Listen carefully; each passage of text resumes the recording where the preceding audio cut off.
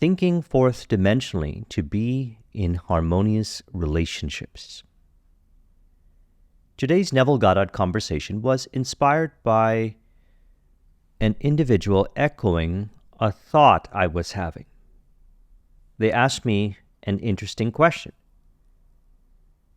which is this: certain person is not living by the golden rule with me. What can I do? I thought it was an interesting question, as I actually wrote something similar, a recent Instagram post where I said, do they appear to present themselves as not being the premise of love? Put off that former conversation by reimagining them to be from the premise of love. They then appear to go through a series of events, a bridge of incidents, leading up to the fulfillment of God's plan, inspired by Romans 12:2. Do not conform to the pattern of this world, but be transformed by the renewing of your mind. Then you'll be able to test and approve what God's will is, His good, pleasing, and perfect will. Neville had mentioned, and we discussed this recently, I'll link in the description to the video, that anytime you use your imagination lovingly on behalf of another, you are at that moment literally mediating God to them. So thus, not imagining lovingly is to confess I am not, which is an illusion. An individual only confesses I am not from identification to untrue beliefs, part of the illusion of what appears as a separate self, as truly there is no other. I am cannot be divided. And thus the foundation is love. And so I said to him, may I propose a more radical approach from Neville? Have you considered the pruning shears of revision? I remember Neville saying one time, you are absolutely responsible for every being you meet in this world. That's your responsibility. So the responsibility is to imagine lovingly. That's it. I can of myself do nothing. The Father would then do it the work. They then appear to go through a series of events, a bridge of incidents, leading up to the fulfillment of God's plan. He mentioned in his Mental Diets lecture, he said, for the solution of all problems lies just in this. The second man, the Lord from heaven in all of us, is trying to become self-conscious in the body, that he may be about his Father's business. What are his labors? To imitate his Father, to become master of the Word, master of his inner talking, that he may mold this world of ours into a likeness with the kingdom of love. So, if I am aware of what I imagine, and I realize beyond doubt that I am love, then attention can only appear to reveal the kingdom of love, heaven on earth. If not, I reimagine it. So I'd mentioned pruning shears of revision. This is something that I applied with my dad. We had this inharmonious relationship at times, or so it appeared, growing up. Upon applying the pruning shears of revision, anytime I recall particular experiences with my father in the past, the relationship changed. So I know certainly that pruning shears of revision works. So what did I do? As Neville said, you are absolutely responsible for every being you meet in this world. That's your responsibility. And the individual responsibility is to imagine. For as the individual imagines from the premise of truth, knowing that I am love, they do appear to go down a bridge of incidents, a series of events, leading up to the fulfillment of love. So let's talk about how Neville describes it and relate it to what I shared with this individual, and I trust that it will be very beneficial for you as well. So the pruning shears of revision can be applied in many ways. It can be done in a way where you review the various activities, your relationship with people, environment, circumstance, information throughout the day, and you reimagine them from the premise of love. As Neville articulated, I bring him before my mind's eye and I congratulate him on his good fortune, because he is now gainfully employed. I allow him to accept my congratulations. Why would he do this? Well, we know I am love, happiness, peace, bliss, fulfillment.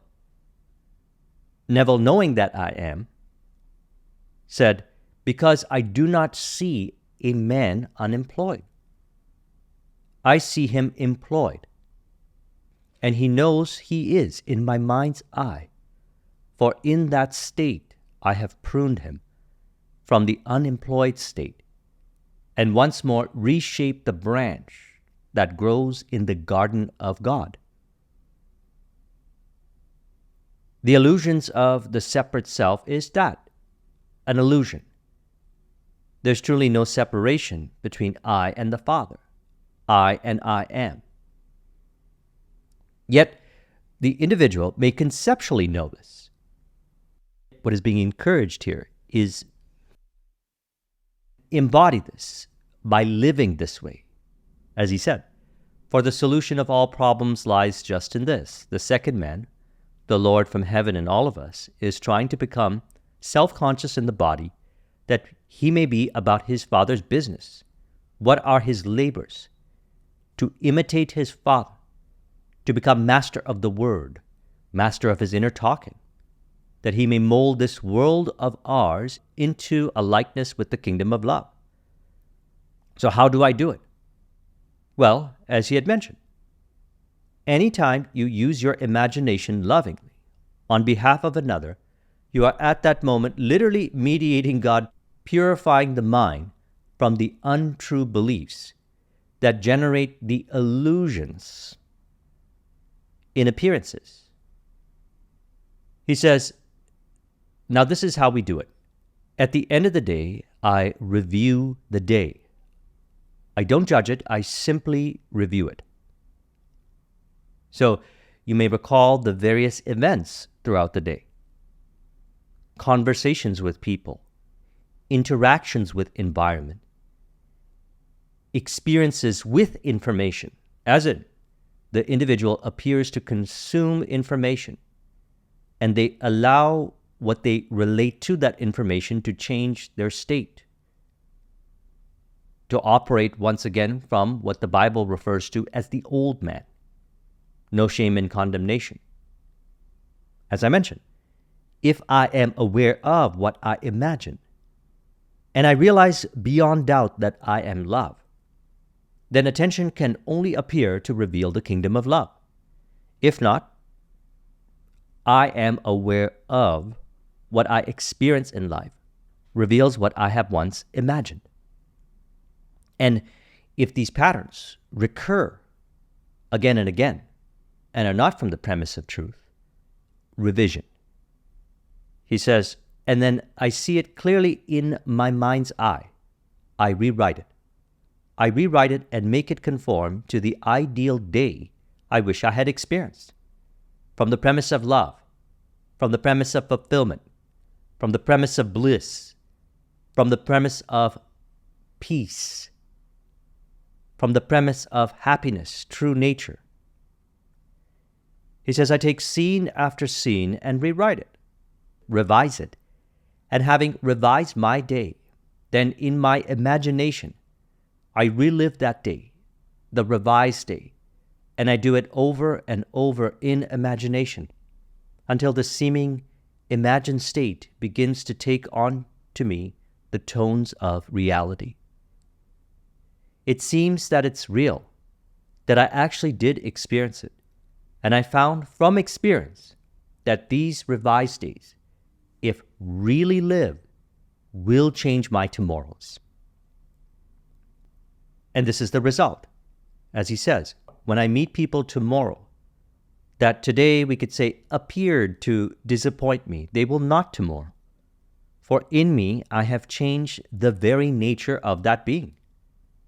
And having changed him, he bears witness tomorrow of the change that took place within me. It is my duty to take this garden and really make it a garden by daily using the pruning shears of revision. So as mentioned, we may do this at the end of the day. I like to do it anytime it appears that I am witnessing something in which I appear to be identified with an untrue belief, persisting in that delusion, vain repetition of persistence in that delusion. I have the opportunity in that moment to release that identification. By revising it, I reimagine that conversation real time. And as mentioned with my dad, anytime a memory would arise in mind that is not from the premise of truth, I reimagine it. And what's fascinating about that is all I seem to recall are these wonderful memories that we had.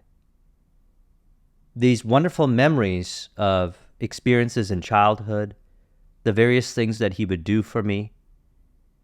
And this brought out an enormous feeling experientially of love. What would once appear as him not following the golden rule, then transformed as a result of the realization that I, upon taking full responsibility, was imagining the relationship to continue to persistently appear that way from the untrue beliefs. And by that I mean, the illusions of the separate self are persisted upon as a result of identification to these beliefs. And so we may revise at the end of the day in relation to appearances throughout the day. We may revise anytime we think of a person, they show up in mind. Imagine them ideally from the premise of love, knowing that we are literally mediating God to them by imagining them lovingly. When we think of what appears to be the past, we reimagine it from the premise of love. And now is where all the power is. We do it now. And I've spoken with many that have applied this, and they have experienced wonderful changes in their life. Because they know that certainly, as they change their relationships inwardly to people, environment, circumstance, information, so does it appear to reveal the change as others appear to echo what we whisper in secret. And what's fascinating about this is they also appear to reveal what you're thinking about from the premise of truth, which the way I relate to it is they inspire these conversations on this channel, which then sheds more light, we could say, on what he said here. To mold this world of ours into a likeness with the kingdom of love. As we discussed in a recent video, imagination I arose from, imagination I returned to. We can say then, I appear to fulfill the law. And by that I mean, realize that I am, in imagination, love, happiness, peace, bliss, fulfillment. To be in harmonious relationship with people, with environment, circumstance, information. And they appear to go through a series of events, a bridge of incidents. They tell me their stories. I've heard many stories. I've seen my dad's stories. I've done this with friends, family, clients, everywhere I am. When I witness information, for example, shared online by people I've never met before, I notice the same things. It's interesting, which I imagine them, as he said, disappointing me. So I revise it. And then what appears is they appear to change. And they also seem to share their story of how they came to that realization. It's fascinating. And also, as I've been discussing a lot lately on our flow-based prosperity, group coaching, and masterminding, that it appears that this is happening automatically, more so each day, in increasing frequency on a continuous basis.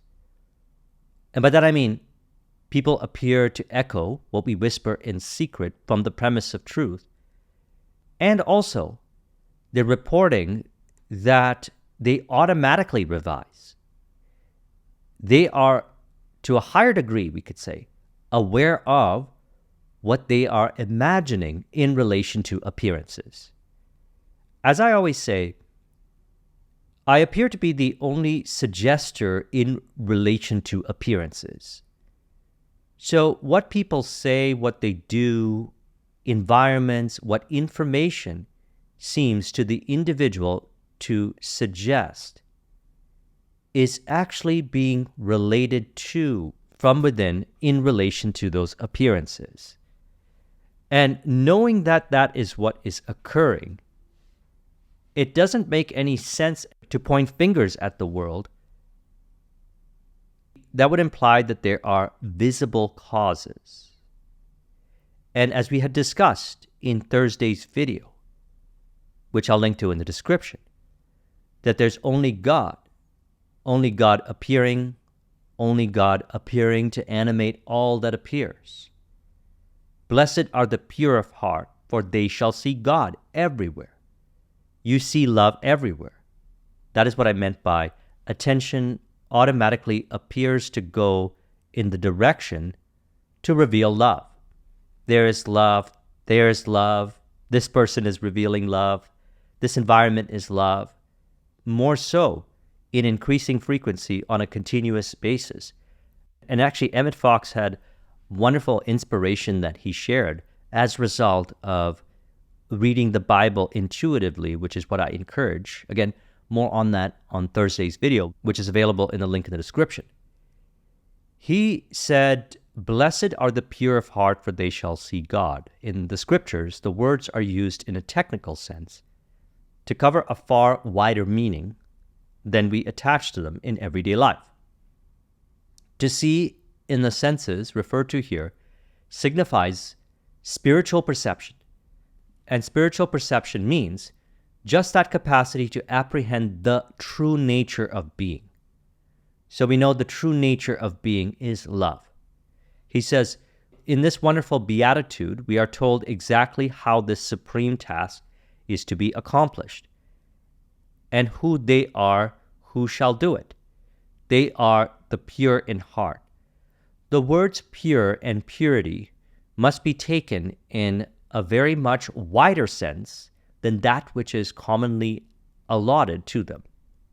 In its full and complete sense, purity is recognizing God alone as the only real cause and the only real power in existence.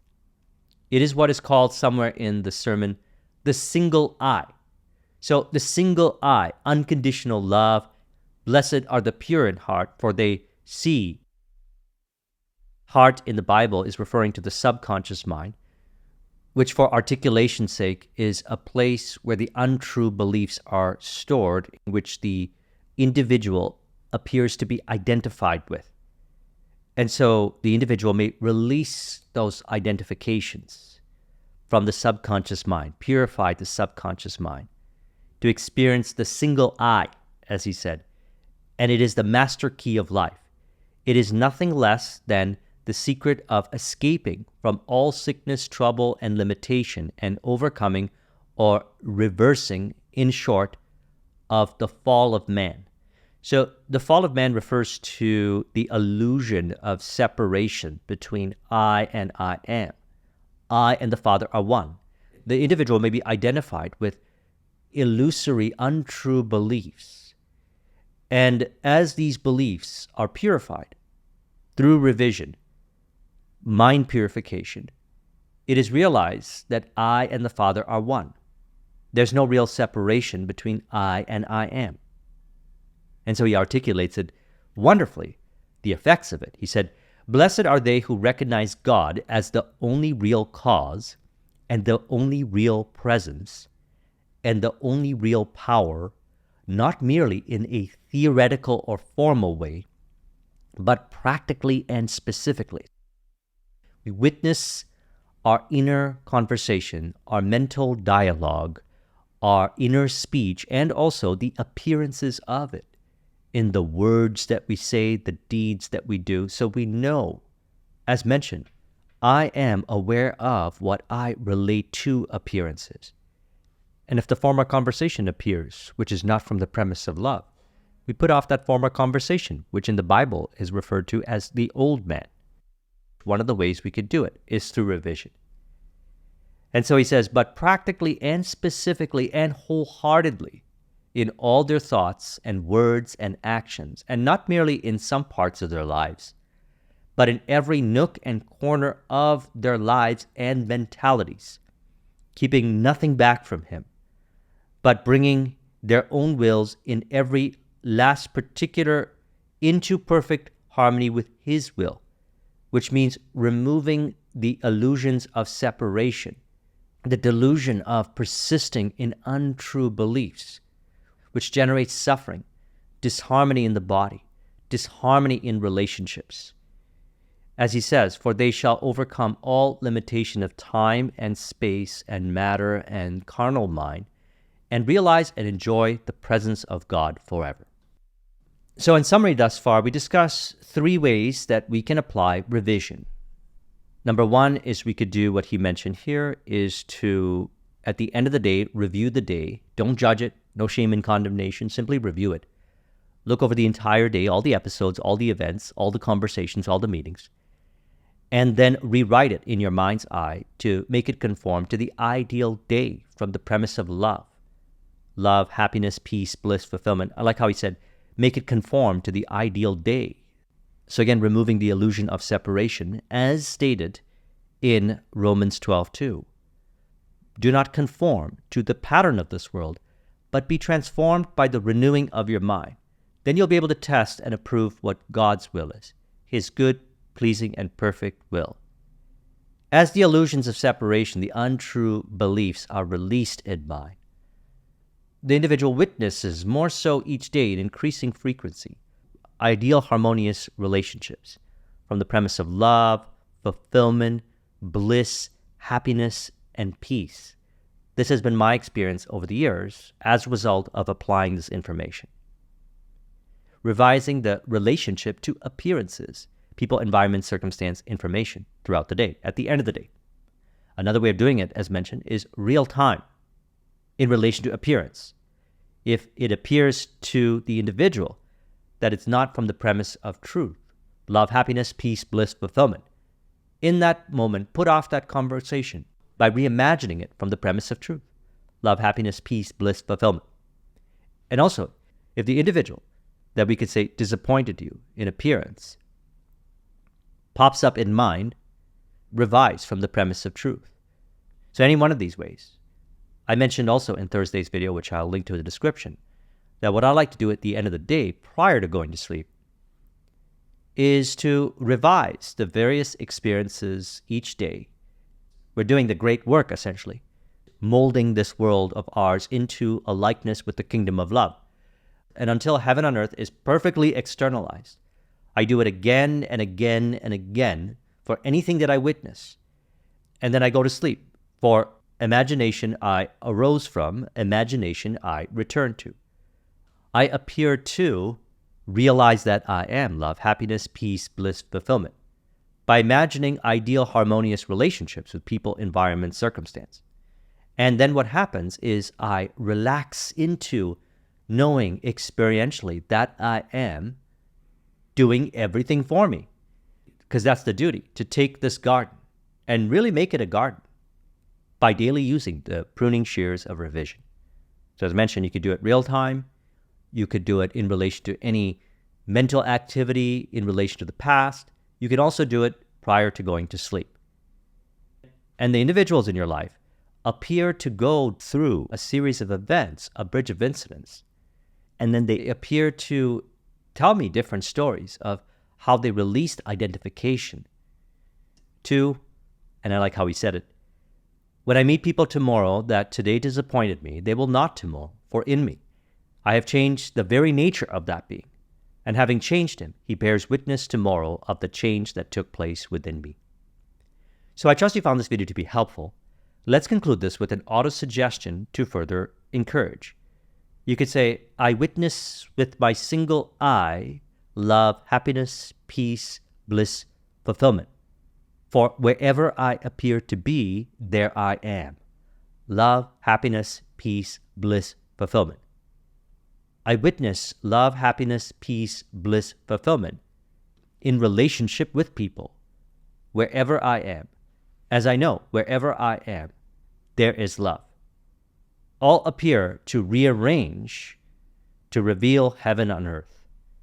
As I know that I am, master of the word, master of the individual inner talking, which molds this world of ours into a likeness with the kingdom of love.